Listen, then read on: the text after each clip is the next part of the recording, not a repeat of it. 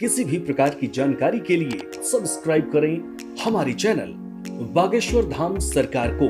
Bell icon को दबाना ना भूलें। दास का तो नित्य जो है निरंतर ये संकल्प ही रहा, सनातनीय संस्कृति का सुप्रचार हो, किसी भी विधि से हो।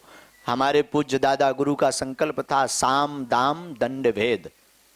कैसे भी आप चाहे चमत्कार देख करके राम जी के बनो, महत्वता देखकर राम जी के बनो, या कथा प्रवचन सुन करके राम जी के बनो, या वैभव देख करके राम जी के बनो, चाहे आपत्ति में राम जी के बनो, चाहे प्रसन्नता में राम जी के बनो। दास का तो संकल्प है कि हम आपको राम जी और बागेश्वर हनुमान जी का बना करके ही छोड़ेंगे।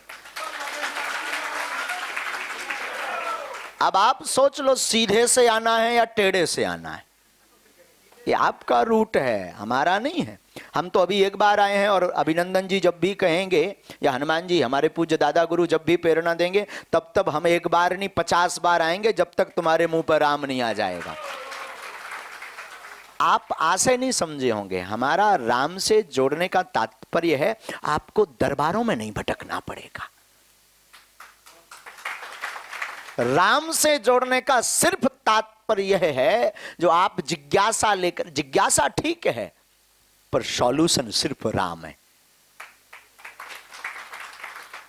जिज्ञासा रस, बैठना, दर्शन, चक्षु आनंद लेना, नेत्रों से आनंद लेना ठीक है, कानों से रस को सुनना ठीक है, पर जिस निमित्त अभी तो आप सिर्फ चमत्कार के निमित्त बैठे हैं। महाराज जी बताएंगे आपका फलाना काम फलाने तारीख तक हो जाएगा। अब हम देखते कैसे बताते।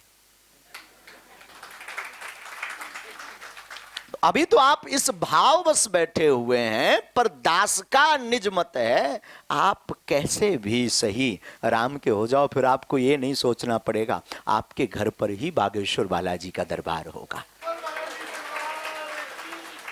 चलता फिरता होगा।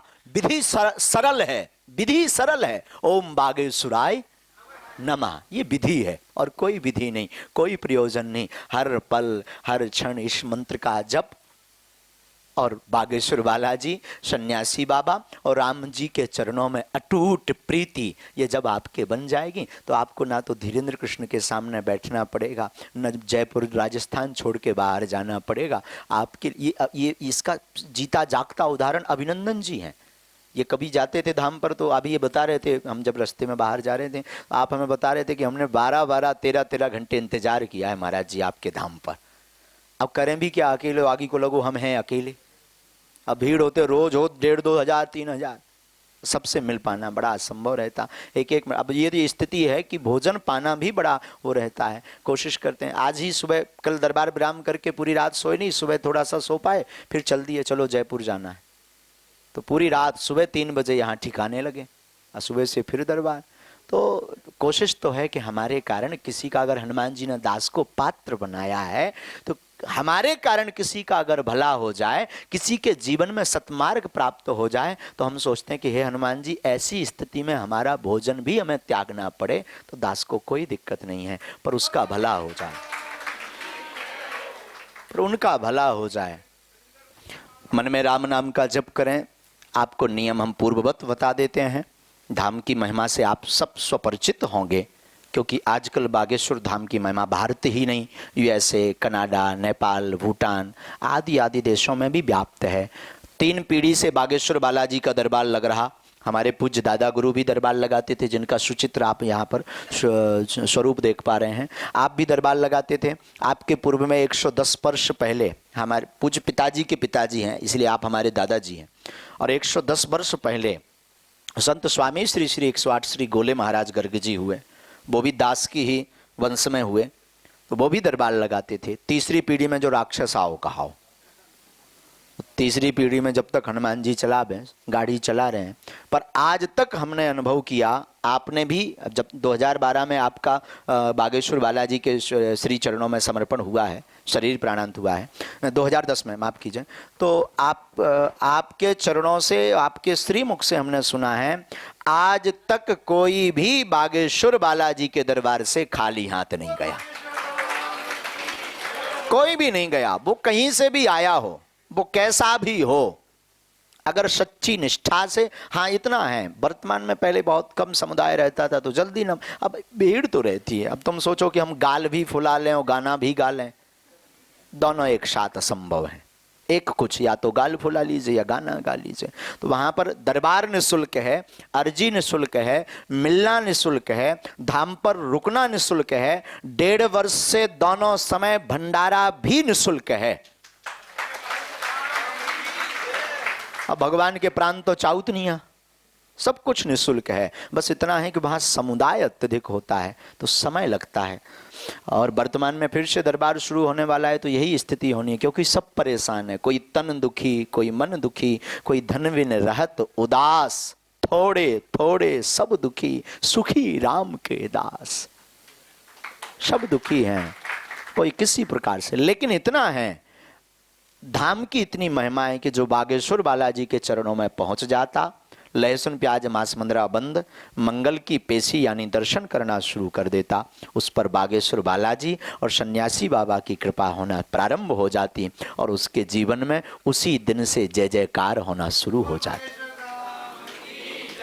फिर वो कोई भी संकट हो, कोई भी व्याधि हो, समय जरूर लगता। भाई 20 साल करिया कर्म करत रहो, अब तुम सोचो एक दिन में वाइट हो जाए, ये संभव नहीं है।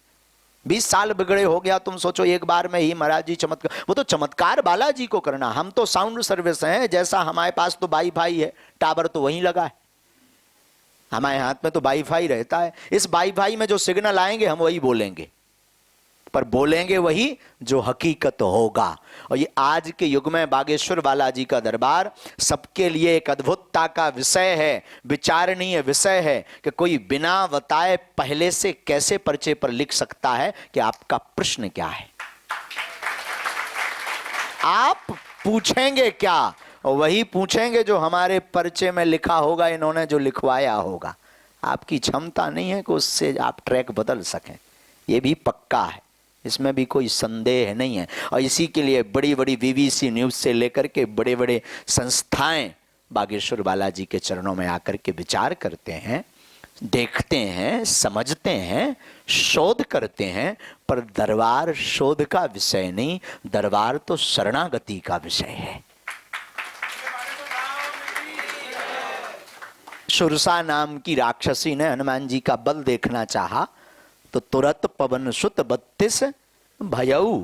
हनुमान जी 32 कोस के हो गए, पसीना आ गया।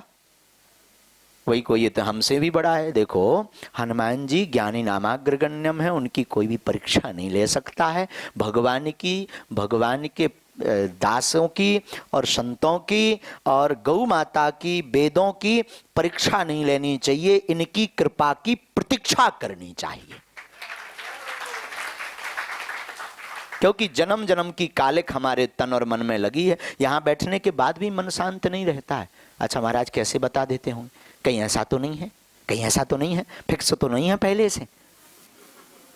ये मन बड़ा खतरनाक होता है जल्दी से, क्योंकि इतने ज्यादा असत्यता व्याप्त हो गई, उनका इतना ज्यादा दुष्प्रचार हो गया है कि अब सत्य पर भी विचार करने में संदेह उत्पन्न होता है। पर वर्तमान में बागेश्वर बालाजी का दरबार पूरे विश्व में एक ऐसा दरबार है, देश में एक ऐसा दरबार है जहां से कुछ लिया नहीं जाता, अब तो दिया ही दिया जाता। तुम में क्षमता हो तो बटोरो, आप में क्षमता हो तो बटोरो। कृपा भी, धाम की प्रांगण की एनर्जी भी, भंडारा भी, रुकना भी, दर्शन भी। और वहां बालाजी के दर्शन करो, ये चित्र है बालाजी का, आप सब दर्शन कर पा रहे हैं। ये बागेश्वर बालाजी, ये स्वयं कितना दिव्य स्वरूप है, ऐसे लगता कुछ बात करने वाले। हम तो 24 घंटे जब भी दरबार में धाम पे जाते हैं ना, मन करता अगर दरबार की मर्यादा नहीं होती हम वहीं डले रहते, कुछ बोलने वाले हैं, ऐसा स्वभाव लगता है बार बार। तो ऐसे हनुमान जी के दिव्य दरबार में आप सब उपस्थित हैं।